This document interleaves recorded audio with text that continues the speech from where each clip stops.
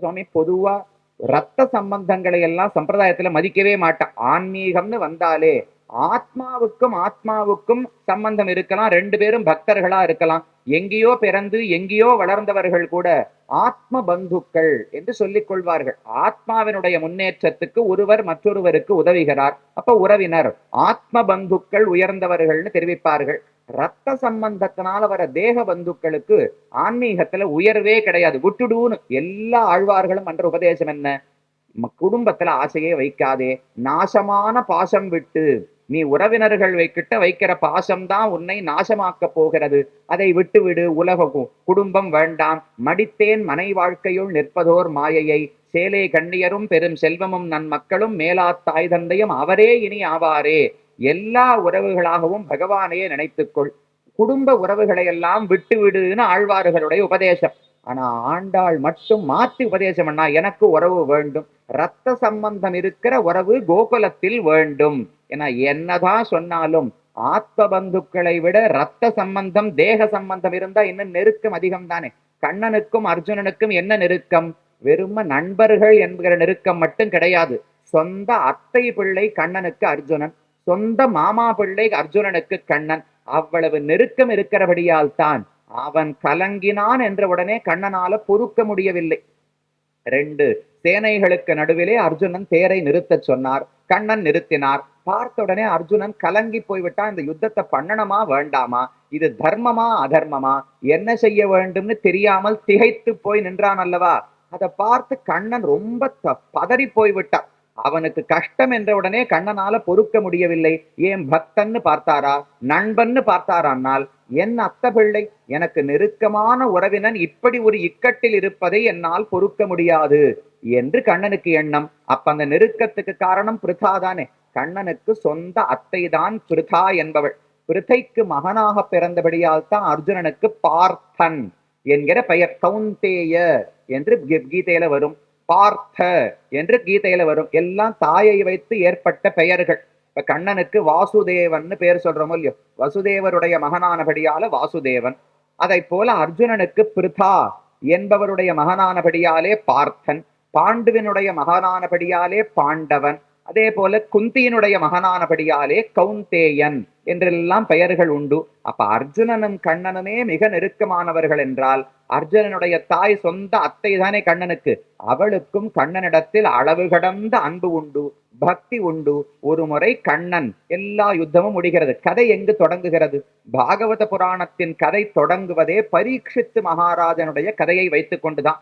அவரைத்தான் பாம்பு கடிக்க வேண்டும், 7 நாட்களுக்குள்ள மரணம் ஏற்பட போகிறது, அதற்குள்ள அறிய வேண்டிய எல்லா நல்ல விஷயங்களையும் அறிந்து கொள்ள வேண்டும்னு ஆசைப்பட்டான். அந்த சமயம் பார்த்து சுகாச்சாரியர் வந்தார். வியாசருடைய மகனான சுகர் இந்த பாகவத புராணத்தை 7 நாட்களுக்குள்ளே சப்தாக கிரமத்தில் பரீட்சித்துக்கு எடுத்து உரைத்தார். இதுதானே கதை. இந்த கதைக்கு வரணும்னால் பரீட்சித்து பிறந்த கதையை முதலில் சொல்ல வேண்டும் அல்லவா. அங்கதான் முதல்ல சூத பௌராணிகர் தொடங்குகிறார். பாரத யுத்தம் நடந்தது, சௌரவர்கள் அனைவரும் அழிந்து போனார்கள், பாண்டவர்கள் 5 உயிரோடு இருந்தார்கள். இந்த பக்கத்தில் அஸ்வத்தாமா, இத போல சில கிருபாச்சாரியர், இவர்கள் மட்டும்தான் உயிரோடு இருந்தார்கள், மற்ற அனைவரும் அழிந்து போனார்கள். அஸ்வத்தாமாவுக்கு கோபம், என்னுடைய நண்பர்கள் துரியோதனன் முதலானவர்களை பாண்டவர்கள் அழித்தார்கள், அதற்கு பழி வாங்க வேண்டும் என்று அஸ்வத்தாமா நினைத்தார்.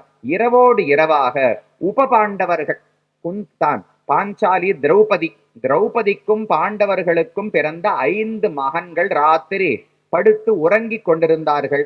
ராத்திரியே உள்ள வந்தார். அவர்கள் 5 பேர் தலையையும் வெட்டி கொன்றுவிட்டு இரவோடு இரவாக அஸ்வத்தாமா தப்பி ஓடிவிட்டார். காத்தால எழுந்து பார்த்தா 5 மகன்களும் இறந்து போனார்கள் என்று தெரிந்தவுடனே திரௌபதிக்கு பெரும் துன்பம். அதோடு அழுது கொண்டிருந்தாள். கண்ணனுக்கும் கோபம், பாண்டவர்களுக்கும் கோபம்.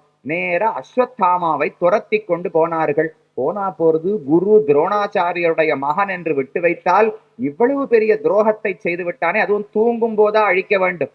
தைரியம் இருந்திருந்தா நேர பாண்டவர்களோடு யுத்தத்துக்கு வந்திருக்கணும். அது முடியாதுன்னு அவனுக்கே தெரியும். ராத்திரி பொழுதில் மறைந்து வந்து குழந்தைகளை கொன்று விட்டான் என்று கோபத்தோடு துரத்தி கொண்டு போனார்கள். அப்ப அஸ்வத்தாமா என்ன பண்ணார்? பக்கத்துல இருந்த ஒரு தர்பம், அந்த தர்பத்தை எடுத்து பிரம்மாஸ்திரத்துக்கான மந்திரத்தை சொல்லி, இந்த பிரம்மாஸ்திரம் உலகத்தில் பாண்டவர்களே இல்லாமல் அழித்துவிட வேண்டும் என்று பிரார்த்தித்துக் கொண்டு பிரம்மாஸ்திரத்தை ஏவிவிட்டார். அபாண்டவாஸ்திரம் என்று தெரிவிப்பார்கள். உலகத்துல பாண்டவர்களே இருக்கக்கூடாது. 5 மகன்களையும் இவனே கொன்று விட்டான். அப்ப மிச்சம் இருக்கிற பாண்டவர்கள் யாரு? யுதிஷ்டிரன், பீமன், அர்ஜுனன், நகுலன், சகதேவன். இவர்கள் 5வரையும் அழிக்க வேண்டும் என்பதற்காக அபாண்டவாஸ்திரத்தை பிரயோகம் செய்தான். அந்த பிரம்மாஸ்திரம் வேகமா வருது. அர்ஜுனன் பார்த்தார், கண்ணா, அவன் பிரம்மாஸ்திரத்தை பிரயோகித்து விட்டான். அதுக்கு எதிர் அம்பு வேற ஒண்ணுமே கிடையாது. இன்னொரு பிரம்மாஸ்திரத்தை தான் பயன்படுத்த வேண்டும். எனக்கு வேற வழி கிடையாது, என்ன செய்வதுன்னு கேட்டான். நீயும் பிரம்மாஸ்திரத்தை ஏவி விடுன்னு கண்ணன் அனுமதி கொடுத்தார். இவனும் ஒரு பிரம்மாஸ்திரத்தை பயன்படுத்தினான். 2 பிரம்மாஸ்திரங்களும் மோதிக்கொண்டு பெரிய யுத்தம் நடந்தது. உலகமே அலண்டு போயிற்று. அதுல ஏற்படக்கூடிய வெப்பம், அதுல ஏற்படக்கூடிய கலக்கம், உலகமே நடுங்க தொடங்கித்து. மக்களால வாழவே முடியவில்லை. சரின்னு கண்ணன் யோசித்தார். ரிஷிகள் எல்லாம் வந்து பரிந்துரை செய்தார்கள். வேண்டாம், 2 பிரம்மாஸ்திரங்களின் தாக்கத்தை உலகத்தால தாங்க முடியாது, 2ஐயும் நீ சம்ஹாரம் செய்துவிடு, 2ஐயும் திரும்ப பெற்றுவிடு என்று பிரார்த்தித்தார்கள். சரின்னு அர்ஜுனன் திரும்ப பெற்று விட்டான். அஸ்வத்தாமாவை சிறை பிடித்தார்கள். என்ன பண்ணலாம்? கொன்றுவிட வேண்டும். பெரிய தவறு செய்திருக்கிறான். தூங்கும் போது 5வரை கொண்டிருக்கிறான். அவனுக்கு மரண தண்டனை கொடுத்து விட வேண்டும் என்றுதான் பொதுவாக நினைப்பார்கள். ஆனா அந்த க்ஷணத்தில் தான் திரௌபதியும் சரி, யுதிஷ்டிரனும் சரி, ரொம்ப நேர்மையோடு நடந்து கொண்டார்கள். திரௌபதியினுடைய வார்த்தை யோசிச்சு பாருங்க. சொந்த குழந்தைகள் 5 பேரை ஒருவன் கொண்டிருக்கிறான். அவனை சிறை பிடித்து கணவன்மார்கள் அழைத்து வரும்போது திரௌபதி செய்ததை சொல்றார். ததாகிருதம் பசுபத்து பாசபத்தம் அவாங்முகம் கர்ம ஜுகுப்சிதேன நிரீக்ஷ கிருஷ்ணாபகிருதம் குரோஸ்துதம் வாமஸ்வபாவா கிருபையா நனாமச்ச. திரௌபதி அஸ்வத்தாமா அழைத்து வரப்படுவதை பார்க்கிறாள். கைகள் கட்டப்பட்டுள்ளன. ஒரு பசு, ஒரு விலங்கை அழைத்து வருவது போல அழைத்து வந்தார்கள். பார்த்த உடனே திரௌபதிக்கு ஆச்சாரியன் துரோணாச்சாரியரையே இவன் வடிவத்துல பார்த்தாலாம். கையெடுத்து வணங்கினாளாம். இப்பதான் பிள்ளைகளையே கொன்னிருக்கிறான், வணங்க முடியுமானால் என்ன பண்றது? கல்வி அனைத்தையும் என் கணவன்மார்கள் துரோணரிடத்துலதான் கற்றார்கள். அந்த துரோணரே இப்ப அஸ்வத்தாமா வடிவத்தில் இருக்கிறார். ஆத்மாவை புத்திரநாமாசி என்று சாஸ்திரம் சொல்லுகிறது. ஒருவன் தன் பிள்ளை வடிவத்தில் தான் தொடர்ந்து உலகத்திலே வாழ்கிறான் என்று சாஸ்திரம். அப்ப துரோணாச்சாரியராகவே அஸ்வத்தாமாவை பார்த்தாள் திரௌபதி. அவனை கைகூப்பி வணங்கிவிட்டு, இவனை கொல்ல வேண்டாம், கருணை காட்டி விடுவித்து விடுவோம்னு திரௌபதி சொல்லுகிறாள். யுதிஷ்டிரனும் சரின்னு ஏற்றுக்கொள்ளுகிறாள். கடைசியில ஒரே ஒரு அவனுக்கு தண்டனை கொடுத்தார்கள். அவனுடைய நெத்தியில ஒரு மணி இருந்தது. அந்த மணியை மட்டும் பிடுங்கிக் கொண்டு, உனக்கு சாவே ஏற்படாது, மரணமே ஏற்படாது, நீ செய்த தவறுக்கு பிராயச்சித்தமே செய்ய முடியாமல் இந்த உலகத்தில் பல ஆண்டுகள் சிரஞ்சீவியாக நீ திரிந்து கொண்டிருப்பாய் என்று கண்ணன் அவருக்கு தண்டனை கொடுத்தார். சரின்னு அஸ்வத்தாமா புறப்பட்டு போய்விட்டான். இது ஒரு பக்கம் கதை முடிந்தது. அதற்கு பிறகு நன்னா இவர்களுக்கு பட்டாபிஷேகமாகி இந்திரபிரஸ்தம், அதே போல ஹஸ்தினாபுரம் 2 ராஜ்யத்தையும் ஆளத் தொடங்கினார்கள். கண்ணன் கூடையே இருந்தார். பாண்டவர்களுக்கு என்ன நல்லது நடக்க வேண்டும் என்றாலும் கண்ணன் இல்லாமல் எதையுமே செய்ய தெரியாத அவர்களுக்கு கிருஷ்ணாஸ்ரயாக கிருஷ்ணபலாக கிருஷ்ணநாதாச்ச பாண்டவாக என்று தெரிவிக்கிறார். கண்ணன் தான் அவர்களுக்கு பலமே. கண்ணன் அருகில் இல்லாவிட்டால் ஒரு சின்ன யுத்தம் பண்றது கூட அவர்களுக்கு தைரியம் கிடையாது. கிருஷ்ண ஆசிரியாக, கண்ணனையே அண்டி பிழைக்கக்கூடியவர்கள். கிருஷ்ணநாதாக, கண்ணன் தான் அவர்களுக்கு தலைவனே. யோசிச்சு பாருங்க, பெரிய அரசர்கள் தானே. தர்மபுத்திரன் மிகப்பெரிய வம்சத்தில் பிறந்த அரசன். ஆனா என்ன உதவி வேண்டுமானாலும் வேற யாருமே கிடைக்க மாட்டா, கண்ணன் தான் போவார். யுதிஷ்டிரனுக்கு என்ன, ஹஸ்தினாபுரத்துக்கு அனுப்புறதுக்கு வேறு தூதர்களே கிடைக்கலையா? எப்பேற்பட்ட அரசன்! ஒரு கஞ்சாட காட்டினா 100 தூதர்கள் வந்து நிற்பார்கள். ஆனா கண்ணன் தான் தூதன். பாண்டவ தூதனா சாந்தி தூதனா கண்ணன் தான் போனா. அர்ஜுனனுக்கு தேரோட்டுவதற்கு வேற ஆள் கிடைக்கலையா? யாரானு வேணும்னா கண்ணன் நான் ஓட்டுறேனே, பார்த்த சாரதின்னு பேர் மட்டும் எனக்கு கொடுத்துருங்கோ, அதைத்தான் நான் ஆசைப்படுகிறேன். கோவில் கட்டி எல்லாரும் வந்து சேவிக்கட்டும், எனக்கு விஜயன்னு பெயர் வேண்டாம். கண்ணனுடைய ஆசை என்ன? விஜயன் விஜயன்னு ஏற்கனவே பகவானுக்கு பெயர் இருக்கிறது. அவர்தான் வெற்றி கொள்பவர். இப்ப அவர் ஆசைப்பட்டது விஜய சாரதி, விஜய சகா. நான் ஜெயிப்பவன் அல்ல, என் நண்பனை ஜெயிக்க வைப்பவன் என்கிற பெயர் எனக்கு வேண்டும். மற்ற அவதாரங்கள் ராமன் வராகன் எல்லாருக்கும் ஜெயம் ஜெயம் ஜெயம்னு பேர் ஏற்பட்டு விட்டது. அந்த பேர் அழுத்து போச்சு, திரும்ப திரும்ப வேண்டாம். என் பக்தனை, என் நண்பனை ஜெயிக்க வைத்தேன் என்கிற பெருமை எனக்கு வேண்டும் என்ற ஆசைப்பட்டு தேரோட்டியாக இருந்தார். அப்ப தூது போகணுமா, தேர் ஓட்டணுமா, பீஷ்மரை அழிப்பதற்கு சிகண்டிய முன்னாடி நிறுத்தணுமா, துரோணரை அழிப்பதற்கு அஸ்வத்தாமா இறந்து போய்விட்டான்னு பொய் சொல்லணுமா, என்னென்ன பண்ணமோ எல்லாம் கண்ணன் தான் செய்து கொடுத்தார். அந்த அளவுக்கு கண்ணன் பேரிலே நம்பிக்கை வைத்தவர்கள். அப்ப ராஜ்யத்தை நிறுவி அதுல 3 அஸ்வமேத யாகங்கள் யுதிஷ்டிரன் செய்கிறான். அதற்கும் கண்ணன் கூடவே இருக்கிறார். அதற்கு மேல பல நன்மைகள். யாஜயித்வா அஸ்வமேதைஸ்தம் திரிபிஹி உத்தம கல்பகைஹி காதயித்வா அசதோ ராஜ்ஞः கசஸ்பர்ஷ க்ஷதாயுஷः சாதயித்வா அஜாத சத்ரோஹோ ஸ்வம்ராஜ்யம் கிதவைர் கிருதம். அஜாத சத்ரு என்று யுதிஷ்டிரனுக்கு பெயர். அந்த யுதிஷ்டிரனை சக்கரவர்த்தியாக ஆக்கி அவனை அரியணையில் ஏத்தி அவன் நன்னா ராஜ்யத்தை ஆள்வதை கண்ணன் கூடவே இருந்து பார்த்து கொண்டிருந்தாராம். எல்லாத்துக்கும் துணை. நீர்மையில் நூற்றுவர் வீய ஐவர் கருள் செய்து நின்னு பார்மல்கு சேனையவித்த பரம்சுடரை நினைந்தாடி என்று ஆழ்வார் பாடுகிறார். 100 பேர் அழிந்து போகும்படிக்கும் 5 பேர் பாண்டவர்கள் வெற்றி பெறும்படிக்கும் கண்ணன் தான் யுத்தத்தை செய்து கொடுத்தார். பாண்டவர்கள் சண்டையிட்டார்கள்னு சொன்னா அதெல்லாம் மேலோட்டமான புரிதல். உண்மை என்ன? கண்ணன் தான் இந்த மொத்த யுத்தத்தின் பொறுப்பையும் தன் பேரில் ஏற்றுக்கொண்டு அவர்தான் போர்ப்பாகு தான் செய்து அந்நைவரை வெல்வித்த மாயப்போர் தேர்ப்பாகன். போர்ப்பாகு, இந்த போரை எப்படி நடத்த வேண்டும் என்கிற மொத்த பொறுப்பையும் கண்ணன் எடுத்துக்கொண்டார். யுத்தத்தை முடித்தார். இவனை அரியணையில் ஏற்றினார். 3 அஸ்வமேத யாகங்கள் முடிந்தன. இவ்வளவு காலம் யுதிஷ்டிரனோடும் பாண்டவர்களோடும் இருந்துவிட்டு மெதுவா கண்ணனுக்கு ஊர் ஞாபகம் வரத் தொடங்கியது. துவாரகையில இத்தனை பேரை விட்டு விட்டு வந்திருக்கிறோமே, நம்மை விட்டு பிரிந்து எல்லாரும் கஷ்டப்படுவார்களே, திரும்ப துவாரகைக்கு செல்ல வேண்டும் என்று கண்ணன் யோசித்து முடிவெடுக்கிறார். ஆமந்திய பாண்டு புத்திராம்ச்ச சைனேய உத்தவ சயுதா துவைபாயனாதி விப்ரைஹி பூஜிதைஹி பிரதிபூஜிதா கந்தும் கிருதமதிர் பிரம்மன் துவாரகாம் ரதமாஸ்திதா உபலேபே அபிதாவந்தீம் உத்தராம் பய விஹ்வலாம். கண்ணனுக்கு வேண்டிய தேர் வந்து நின்று விட்டது.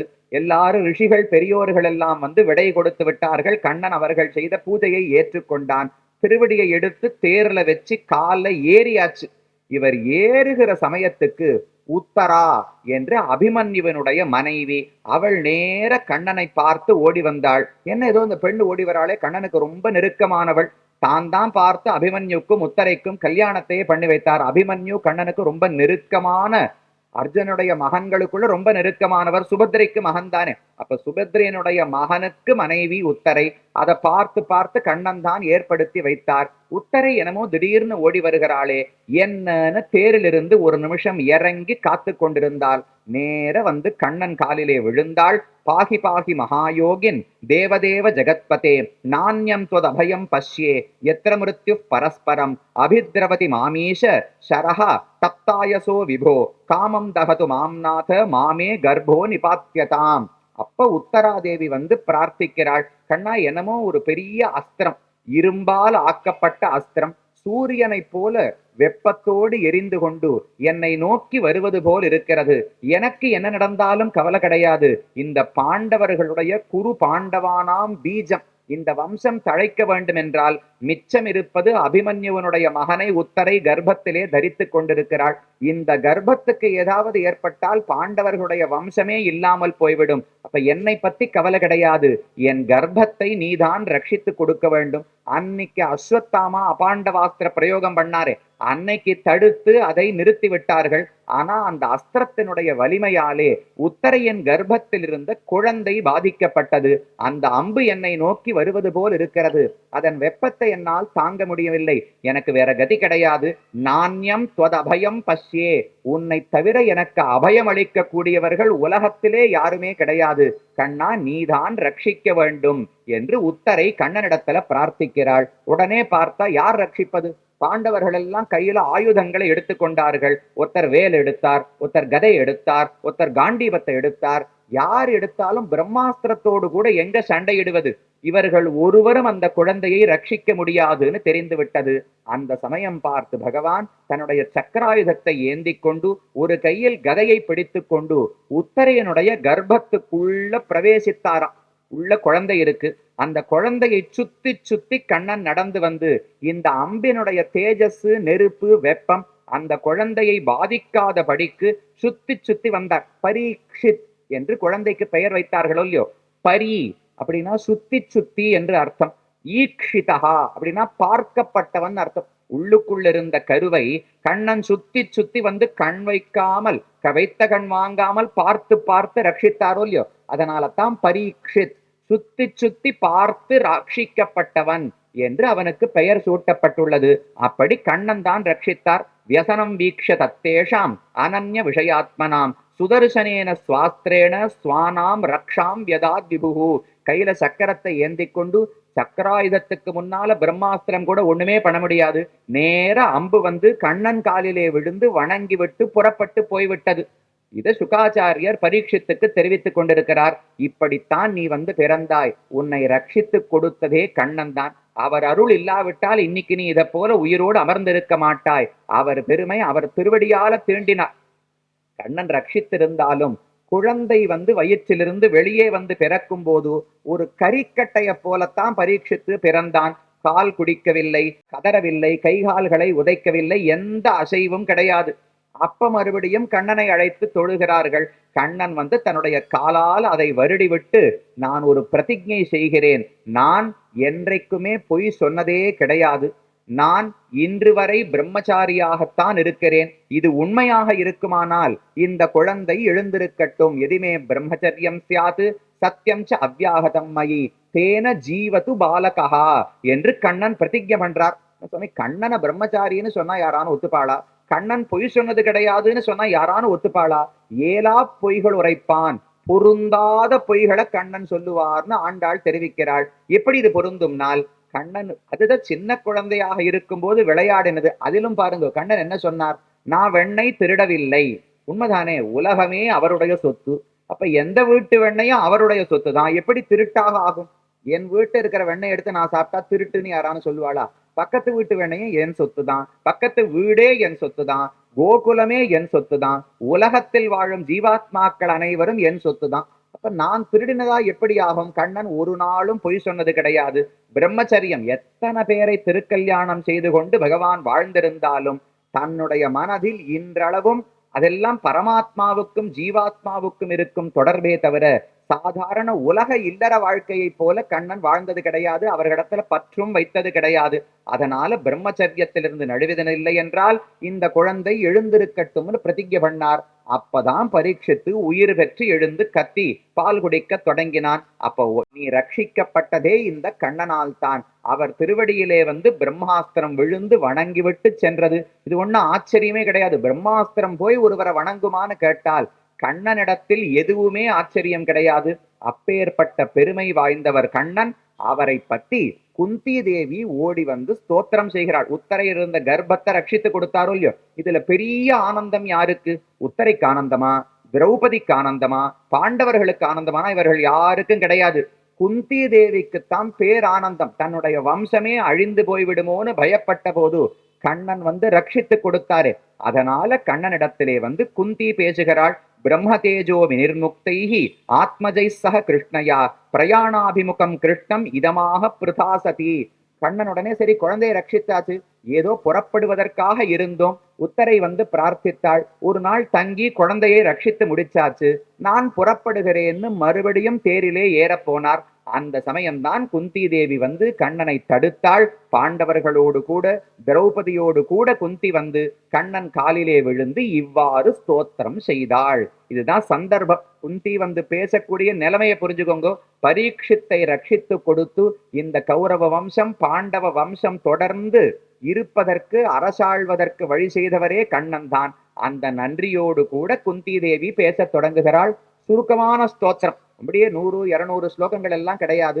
ஒரு 26 ஸ்லோகங்களாலே குந்தி தேவி கண்ணனை பார்த்து பாடுகிறாள். ரொம்ப அழகான ஸ்லோகங்கள், பல நல்ல கருத்துகள். நாம ஆங்காங்கு வேதத்திலோ பகவத்கீதையிலோ ஆழ்வார்கள் பாசுரங்களிலோ இதிகாச புராணங்களிலோ பார்த்த கருத்துக்களை எல்லாம் சேர்த்து கண்ணனிடத்தில் இது அனைத்தையும் நான் கண்டேன், கண்ணனை தவிர வேறு புகழ் நமக்கு கிடையாது. இந்த ஸ்தோத்திரத்தினுடைய அடிப்படை நாதம் என்ன என்று பார்த்தால், கண்ணா உன்னை விட்டால் எங்களுக்கு வேறு கதி கிடையாது, நீ எப்போதும் எங்களை விட்டு பிரிந்து விடாதே. இப்ப நீ புறப்படுகிறாய் என்று சொன்னாலே எனக்கு உடம்பெல்லாம் நடுங்குகிறது, என்ன துன்பம் எப்போது வருமோன்னு பயமாக இருக்கிறது. நீ எங்களை விட்டு போகவே போகாதே, எப்போதும் அருகில் இருந்தால்தான் எங்களுக்கு அபயம், பயமில்லாமல் இருக்கலாம் என்று குந்தி பிரார்த்திக்கிறாள். இது எல்லாருக்கும் முடியுமா? அவர் எல்லாருக்கும் பக்கத்திலேயே வந்து உட்கார்ந்துட்டே இருந்தா என்னைக்கு அவர் வேலையை பார்ப்பது? அதற்காகத்தான் உள்ளுக்குள்ள அந்தர்யாமியாக இருக்கிறார். நம் கண்ணுக்கே தெரியாமல் உள்ளுக்குள்ளேயே இருந்து கொண்டிருக்கிறாரே. எதற்கென்றால், நான் உன்னை விட்டு தொலைவில் இருக்கிறேன் என்று பயப்படாதே, எப்போதும் உன் மனதில் தான் இருக்கிறேன். அதை பார்ப்பதற்கு நாம் பழகிக்கொள்ள வேண்டும். நமக்கு புலன்களை வெளிநோக்கி திருப்பித்தான் பழக்கம். கண்ணு, காது, மூக்கு, நாக்கு, மனசு, தோல் எல்லாம் வெளியில் இருக்கிற பொருள்களை நினைத்து நினைத்து பழக்கி இருக்கிறோமே தவிர, புலன்களை உள்நோக்கி திருப்பி உள்ளுக்குள்ள இருக்கிற அந்தர்யாமைய சுந்தித்தே பார்த்தது கிடையாது. அதுக்கு ஒரு தவம், ஒரு யோகம், ஒரு தியான முறையில பழக்கம் வேண்டுமோ இல்லையோ? அது இல்லாதபடியால நமக்கு தனிமையில் இருக்கிறோம்னு பயம் ஏற்படுகிறது.